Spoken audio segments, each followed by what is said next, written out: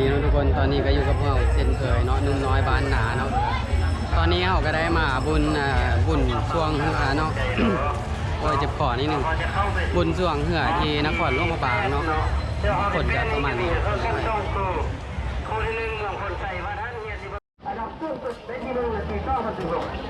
ดูพร้อมเลยบริษัทโยงบาสมาร์ทซิตี้จำกัดชื่อไหนพ่อทำทุกชื่อไหนท้ายบ้านแต่น้อยติดตามมาด้วยกลุ่มประธานบางพลังโลก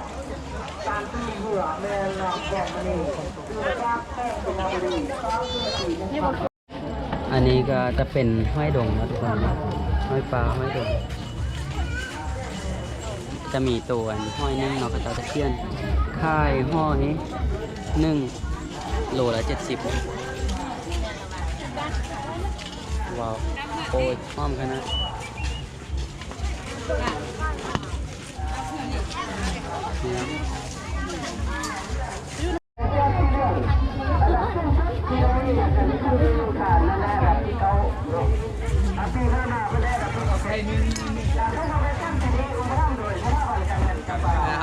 เอา10,000ตามมาด้วยดับดามเหนือช่วงบ้านเป็นล้อมนามข้อเหนือแม่นางเดือทองซื้อมาจากสาวบ้านสร้างเดือน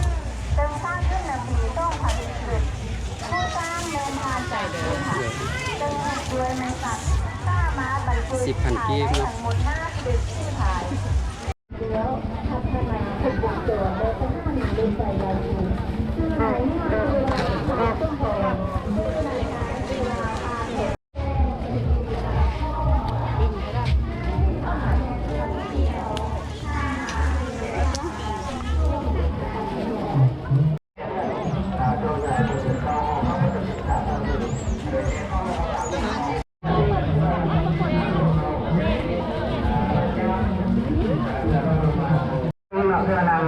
ดูเหมือนจะเป็นก็หนึ่งเข้าเนาะจากการมันที่ว่านี่เป็นวิเคราะห์เลยนี่กล้องโลกเขาบางเข้ามาเอา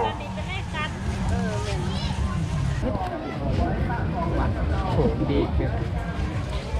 แฟนเลย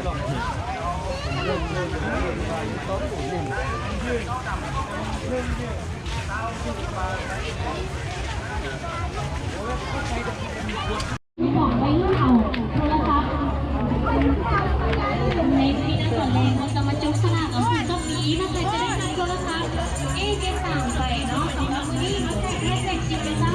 ถ้าจะมาไลฟ์โพสต์นี้เพจของเบสเทเลคอมนี้ก่อนแน่มาแจกเป็นคือโพสต์นี้ already took photo so beautiful Thank you สวัสดีครับที่ว่าเป็นน้องเราเป็นอาหารแต่ทางม้าดอกอันนี้ทางดีใจที่น้องอยู่เป็นเด็กพวกน้องที่มา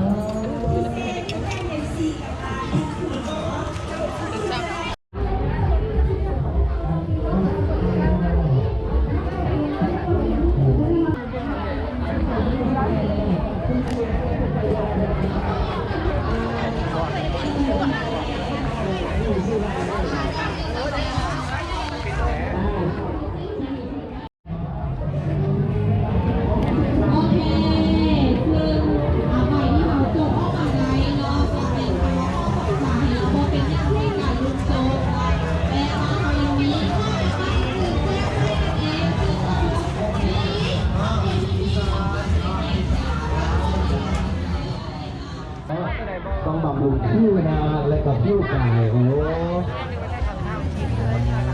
เสื้อเลยเสื้อเลยบอสเสื้อเลยค่ะเนาะขอมาแรงตรงได้เนาะราคาโปรโมชั่นมีแถมมีแถมม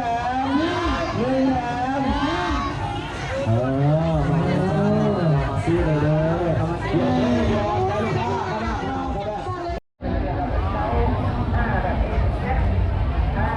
ก็อันนี้ก็จะมี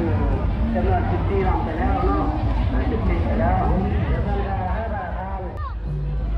เก็บไปกินไปได้ทีอ่ะกลับกัน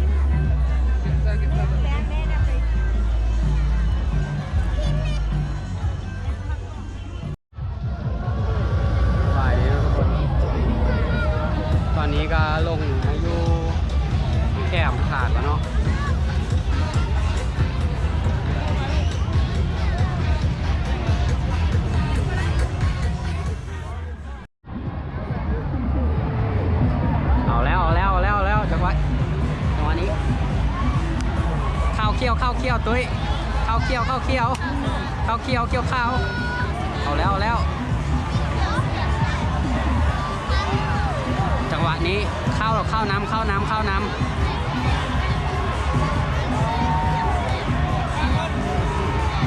นี่กำลังใจเต็มเปี่ยมเนาะ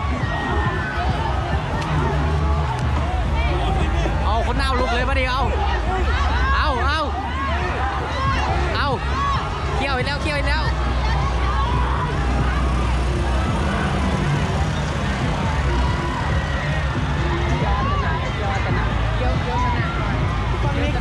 ฟังนี้กินแล้วผ่านนี่ลงทางนี้น้ำ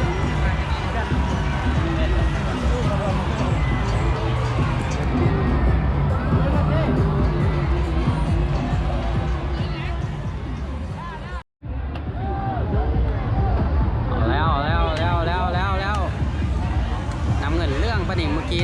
เคี่ยวข้าวประเด็นเงินเรื่องได้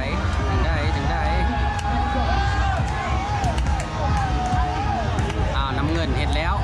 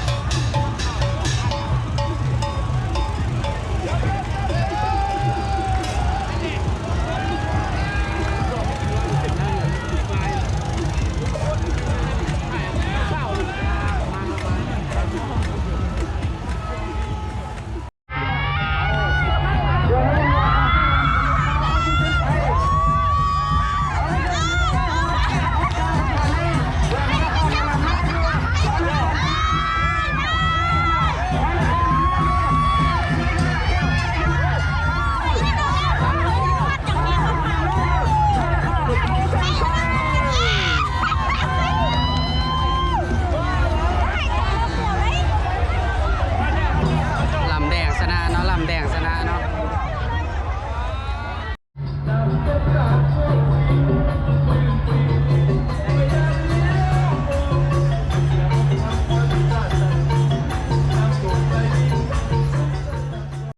ปัจจุบันนี้ออกตามหัวช้างแล้วปัจจุบันนี้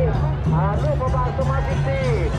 นำหน้าอยู่ลูกพระบาทสมาธิตีนำหน้าอยู่กายจะได้หลักใจแล้วเจ้าลูกบาลุสวัสดิ์ได้พิตามาเจ้าลูกบาลุสวัสดิ์ได้พิตามาลูกพระบาทสมาธิตีเท่งหลักใจบาลุสวัสดิ์เจ้าลูกบริษัทเจ้าลูกบาลุสวัสดิ์ได้พิตามาเดินเส้นใจกายจะเดินเส้นใจเดินเส้นใจเป็นที่เงียบหาย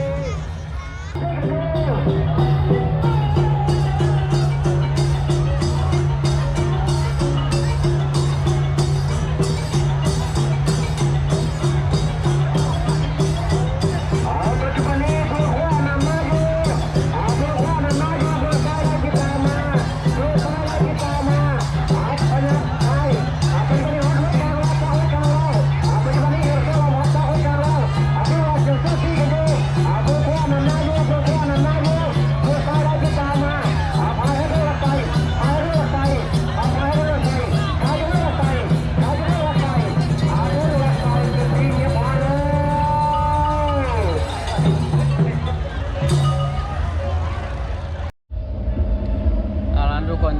ตอนนี้หนุ่มน้อยบ้านหนาก็แบบปวดหัวเป็นทีมหอยแล้วเนาะอย่างเอกซ่องรอบเท่านั้นที่จะแบบจะหูพ้นสำเร็จว่าผู้ใดจะชนะผู้ใดจะแพ้เนาะแต่ว่าเฮาอยู่บลอดเจ็บหัวก่อนเนาะก็เลยออกมานั่งนองพี่เนาะถ้าผู้ใดที่เบิ่งจนจบก็ช่วยคอมเมนต์บอกได้เนาะ